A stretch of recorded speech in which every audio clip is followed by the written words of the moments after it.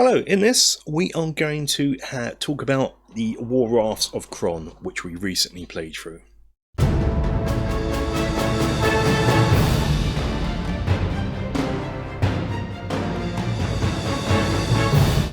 Hello, welcome to the Battling Barrow and a product review video of the Rafts of Kron, particularly, probably as usual for these kind of videos, the drive-through RPG print-on-demand version, which as usual these are all excellent quality. They're not stitch bound or anything, but so you do have to be careful, and they are inkjet printed, so you have to be careful with water.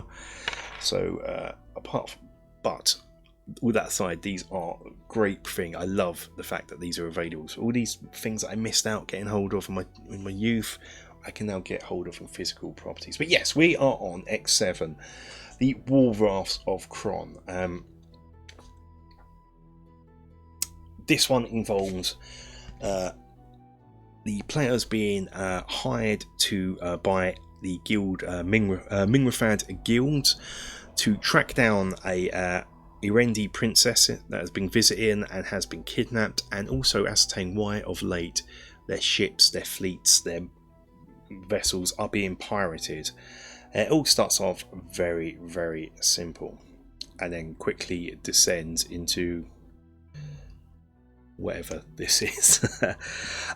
I can't remember where I read it or listened to it, but I read that this was a rushed module.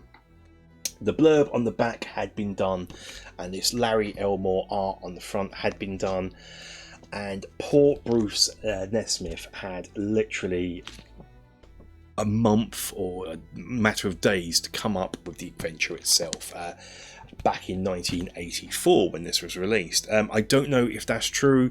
If anyone else can corroborate this for me, leave something down in the comments for me. It's just something over the years I heard, and if that's true, that would explain so much. Bruce Nesmith is normally really good at writing adventures. I normally like his adventures, and deep down here somewhere there is an amazing adventure, mainly because the locale.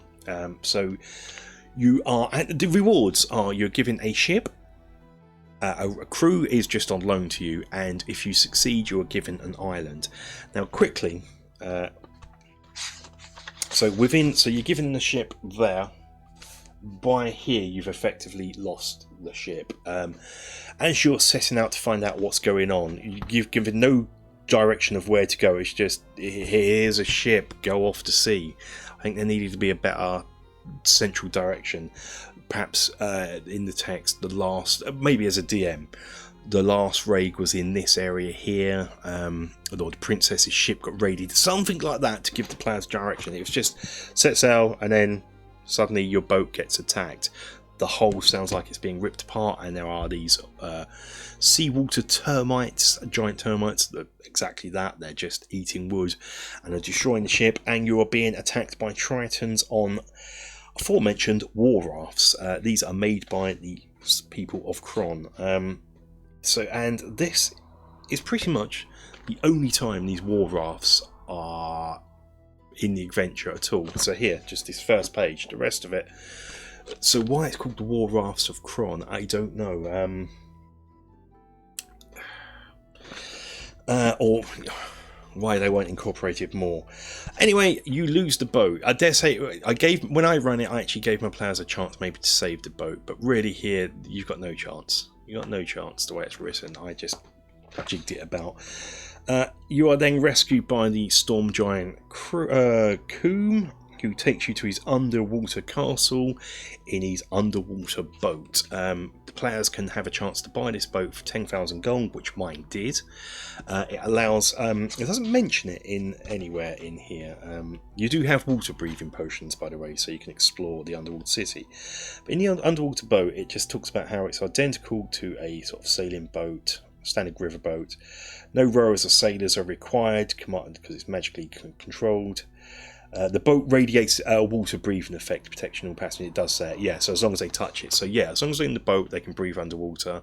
They can also use underwater breathing potions to explore the area outside the boat. So my players now have this. I like that. That was a good idea to explore the locale, which I should point out is that is where the map is. Now the different coloured blues here and purples denote different water depths, which is like a dungeon. It's going to be more deadly the more you go. So we set out from this island here, and we're now at Coombs Castle, but there's no general direction when you set out. It talks about in this part here about Coombe will give him information about Suffus and Kron, but at this stage the players will not know anything about Suffus or Kron. So I had, before this happened, I had Coombe sort of say, ask what happened and talk about you've been caught out by the Tritons from Suffus, and he sort of says they're not normally like this. I had him say to the players, they're not normally like this, and they're normally peaceful people, and he's untoo sure what is going on. And what's more weird, they seem to be riding war rafts made by the people of Kron. So now that gives the players 2 bits of information, 3 bits of information really. They were attacked by the Tritons from Suffus, they were aboard the war rafts made by the people of Kron, and normally the Tritons are not normally this way inclined. I also had him sort of mention that Kron, whilst they're pirates, they're not normally into this sort of level of shenanigans. Boom, we've got somewhere to go and some information. The players can now ask about the location of Suffus. Coombe knows this, tells them this, gives them directions. He mentions that there is a sunken city of Kolhata, and once they reach this, yada yada yada. But that also introduces the name Kolhata, which will come into play later on. They ask about Kron, and he gives them the information that it is a floating city built out of rafts by humans that floats on the sea, but it changes location every so often, and to set sail for 2 days and ask the friends of the ocean, the dolphins. Now this is the last mention of dolphins again, except for in random encounter charts.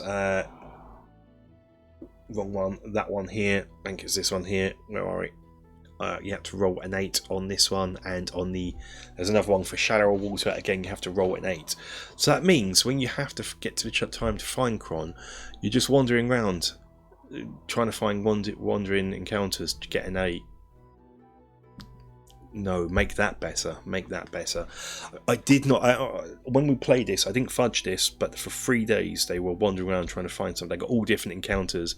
But on the 3rd day, I think it was, actually got an 8 and found the dolphins. But you could be there for days, weeks, just trying to find dolphins. I didn't like that either. I would probably do that a bit better and make that a set encounter. There's a sunken ship encounter, and my players encountered, but they first went to Suffus before we found Kron. Suffus, they are you have a choice to go in heavy-handed or diplomatic. My players chose diplomatic, so then there is this underwater urban encounter. So that's the map of Suffus. It's made from caves and coral and what have you. Found that one quite interesting. You get a bit more information about what is going on. It appears that the people of Triton and the people of Kron are now working together to capture air breathers, because some ancient evil out from Kolhata has been feasting upon them, and they're using them as sacrifices so their people don't get eaten, as it were. The princess, who we kept forgetting about, that was the main cause of the thing, the whole adventure, and so does the module, incidentally.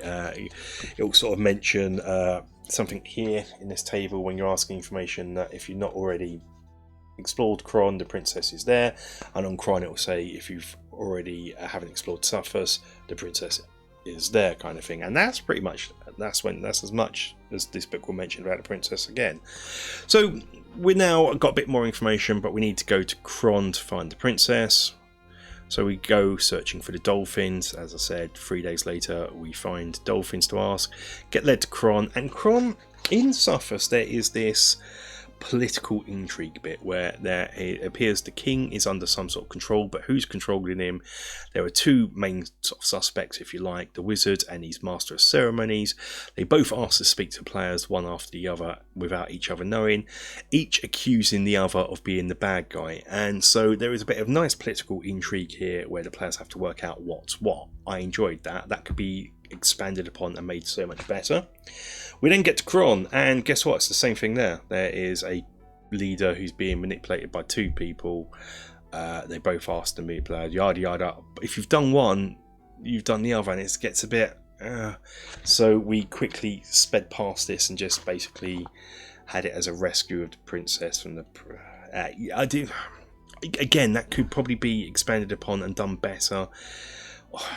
I don't know. I found once you've done one, the other becomes redundant, really. Perhaps that's what the module was trying to do. You don't have to visit both. But then, you know, the module's called Rafts of Kron, so the players are going to bound to go to Kron, but they get direction to Suffers first. And they're the ones that were attacking them. I mean, they could have just bought the war rafts from Kron. Legitimately, Kron could be completely innocent in this, but so that needs a bit of work. So anyway, whilst they're there, they decide that they're going to have to go to Kolhata. Your players will probably decide that all the clues will point there, that there's something there that needs sorting out, and off they go. Now, when they get to Kolhata, they hear a song, just quietly, gently singing out from the water. Of course, we've already gone past Kolhata already, as a part of the directions of Suffers. Now, my players could have quite easily decided to explore that place. It's an underground sunken city. It could be quite interesting. So this could be over really quick. You could then. I don't like that either. I know giving players the freedom to go their own way. Go your own way. But I don't know. Let's go on to Kolhata anyway. Kolhata is a multi-level sunken city, as I mentioned. And it's just basically full of undead and traps. And in the original, it's full of nasty undead as well. We're talking undead that at the time could drain levels. So you could start off at level 9 and 12 as recommended, and by the end you could end up at level 1. Don't like that. I never liked that concept in BECMI anyway. Maybe one monsters do that, but when you're facing hordes of them, that's not fun for players. So in 5e, I think the Wraiths and the Spectres now just drain your max hit point level, and if that gets down to 0, you die. I like that. That was much more threatening for my players, as it were. But fun threatening, not just boring, I've lost a level, that hard work has gone to pieces. So yeah, and then you kill the big bad and it just ends. There's no reward part of it. We already know you're getting a reward, but there's no anything at the end. It just, you're dead and it ends. I didn't like that either. I think there needs to be a bit of at the end. The island bit's interesting. Reward of an island's interesting. That leads to interesting things that we're going to cover on our Let's Play, our playthrough campaign session soon. But would I recommend this one? It's cheap enough to buy. It's one of the cheaper modules. As I said, it's how many pages is it? It's the standard at the time, sort of 32 pages with maps that would have been separate. Would I recommend it? No, I wouldn't recommend this one. It's interesting, and you can have fun with it. I think if I had more time, I could rework it. If someone, I would like to see Goodman Games do a reimagined series. I do Reincarnated, where they just pretty much do a straight up 5e conversion of classic modules and expand upon them. But I'd like to see them do something like this, where they take ones that had potential like this and see that potential be fulfilled, and that would make a great series. So in here there is a great adventure somewhere, but it's just not here as it's presented. The best bit of this that we found was the beginning part, where I expanded the journey in Mingrafad and the initial sea voyage bit with the pirate. We had the crew and we're doing nautical stuff, and that gave us the idea that's where we want to go with the campaign. That bit was great, and then we started playing the actual main adventure, and I could see the players sort of not bored. They were making the best of a bad situation that I was presenting, and I was trying to make it as good as I could with what I was working with. Yeah, so I can't recommend this. You probably tell that from the waffle sessions if you look at my thoughts on this. That's it for now. I'm going to leave it there. Maybe check it out with a warning that, you know. Anyway, that's it for this video. Until the next video, guys, stay safe, take care. Bye-bye.